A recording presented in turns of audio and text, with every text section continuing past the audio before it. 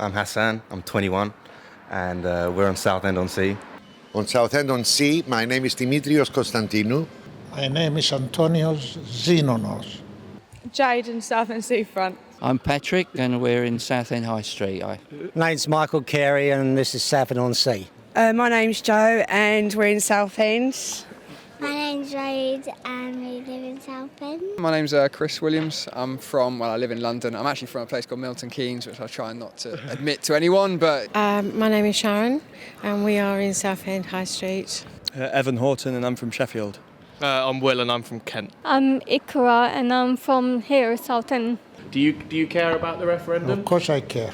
Not really. Not really? No. I think it's an important time because I've got grandchildren and obviously what we vote will sort of reflect on them in years to come. Yeah. Obviously, it's around everywhere, and it will impact us, I believe, both economically, socially. So, Is that a big thing for you or not?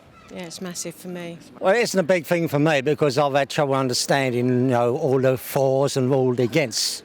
It means something, but it doesn't mean too much to me right now. But definitely, I know in the long run, it does affect everyone. Yeah, absolutely. Yeah, definitely does. And why? Because Students. Students. Being students. Being students, and our course involves a lot of European immigrants, and as far as they're concerned, if we leave the EU, it's the end of them being able to afford actually studying here. And they're good to have in class. most of my friends from back here actually didn't attend university, so they're not very interested or don't really understand the impact that this will have on us. So that's probably why they're not engaged as much. Is that a big thing for you?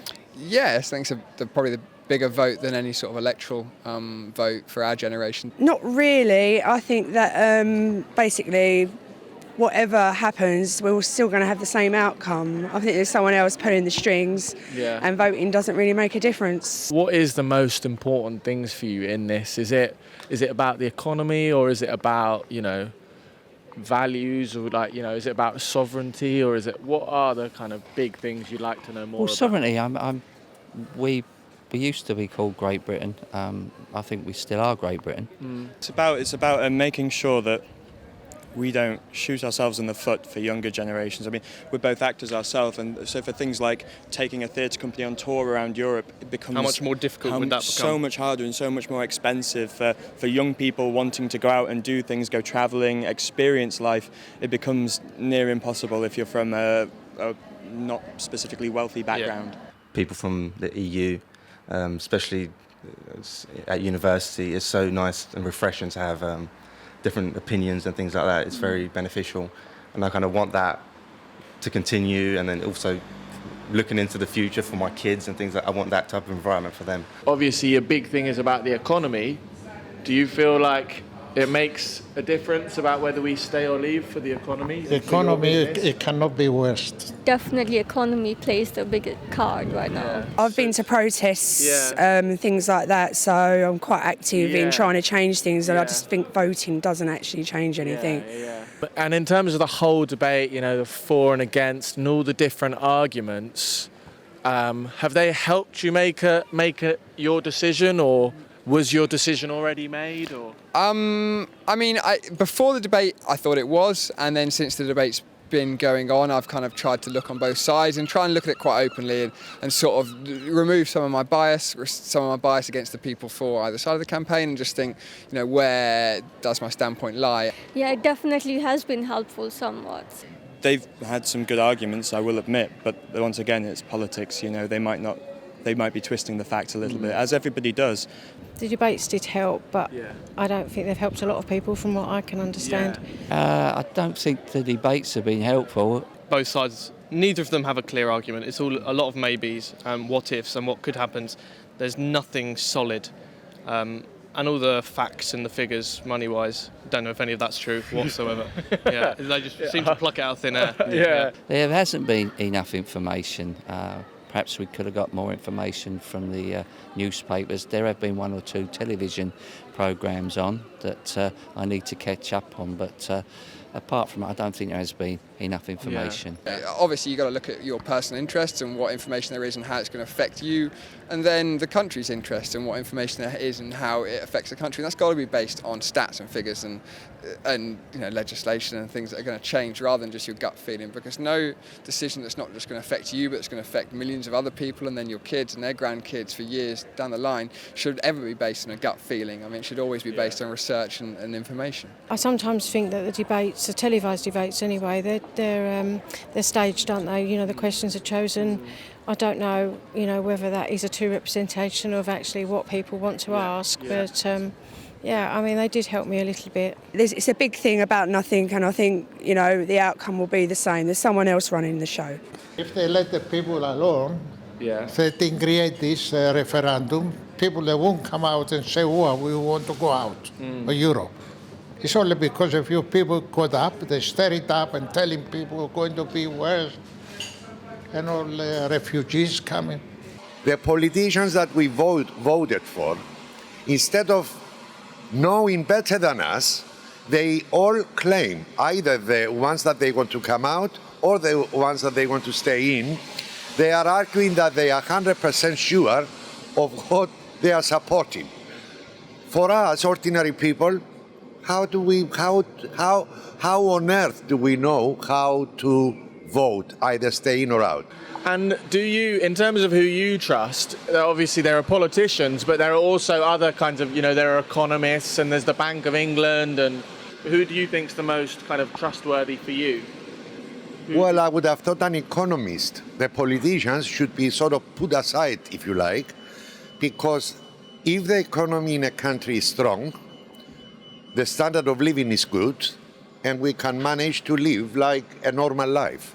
So if you want to trust somebody, I didn't say I do, but if you do, you should, the statement of the chairman of the Bank of England should carry some weight, because they are supposed to know how economies worldwide work.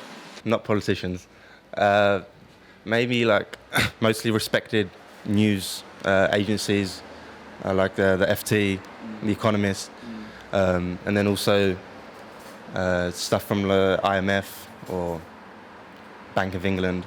You can say what you want about economists and not being able to predict slumps and stuff, but generally they do get things right and they do kind of know what is best for us, maybe more so than the interests of the banks and maybe more so than the interests of the politicians, because they're used as advisors more than people who are trying to further their careers for certain agendas. So both parties have both for or against, and they're good points, but in the end I can't say, okay, I trust them fully or 100% or them. It has to be me. I have to use my brain and see what was the past, how the future will look like. So honestly, it would be myself. You said the newspapers and things like that, and most broadsheet newspapers subscribe to a political party anyway, so they're putting their spin on it and things like that. I trust Boris. Yeah. I think he's sort of a man of the people. Yeah. And I did used to trust David Cameron. I know his hands are tied. I know he's forced into a lot of what he has to do and say. But I also looked to people that I admire, sort of to see what they thought as well. And I kind of, I overheard a little while ago that the Queen was overheard to be saying, we should be out, and that she was in power when Churchill was around. And that kind of had a big impact on me, really, because I am a royalist. So I had my own thoughts, obviously, but that kind of made me think, well, if it's good enough for the Queen, do you know what I mean? People are going to vote according to the politician or public figure that they trust. That's all they can do. In the end, they'll go with what those people that they represent, either the Brexit or to remain. If they trust, for instance, Boris Johnson, they'll say, all right, we'll come out. If they trust David Cameron, they'll say, no, we are better to stay in. But that's all people can, it's the only guideline for people to vote. And I don't think it's big enough, that line, it's prominent enough for people to make up their own minds. I don't think there's anyone out there that's worth me voting for. I've not voted in my life or anything because there's been nothing that stood out to me that I feel make a difference if I did. Maybe if I felt like they was going to do something decent, then yeah, but None's proven me wrong so far. Yeah. Celebrities are more opinions, yeah. influential to people our age probably, and the younger generation that can vote. A celebrity or a face. But they're not always the most well-informed people either. I think politicians have Britain's interest at heart, but trouble is I can't really say what they want to say, because if they say something wrong, then the papers will just be right on it, say, no, look what he said. I've looked at the local MP's opinions, David Amos, for example. So, I mean, if I trust someone, I have to trust him. I think this country is the most democratic country in the world. Yeah. Got the social services, Yeah. they got everything, police, everything which other countries they haven't got. So if the politicians create all those things, they don't have to trust them. Social media makes politics a personality contest. Yeah, absolutely. And all it takes is for someone to tweet a rumour about anyone. They can make it up completely. But if that gets a couple of retweets, then another 17-year-old or 18-year-old is going to believe that, and then it spreads like wildfire. Absolutely, yeah. I think the way to go is to give the people of this country all the information possible. Yeah. And I think we've just been lacking on that. Yeah. You know, everybody don't go onto websites or YouTubes, etc., etc. And I don't think there's been enough information in the national papers also. You know. Is like the future after this referendum? Do you think it's more? Do you feel confident about it? Do you think it's quite scary, or?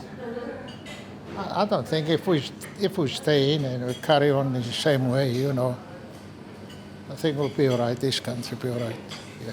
I think it could be exciting to stand alone again. I think it'll be years before you feel any real effect. Yeah. I mean, you're getting all excited now about something that takes a long time to have any real effect. To me right now is scary because I'm not a big fan of changes. So right now I'm just kind of afraid, and I just keep praying and hoping for the best. Whatever happens, it is best in the end, best for the people of Britain, for EU. Whatever happens, I just want it to best for everyone, not best for certain people or best for everyone. That's what I want. Thank you so much. Thank you.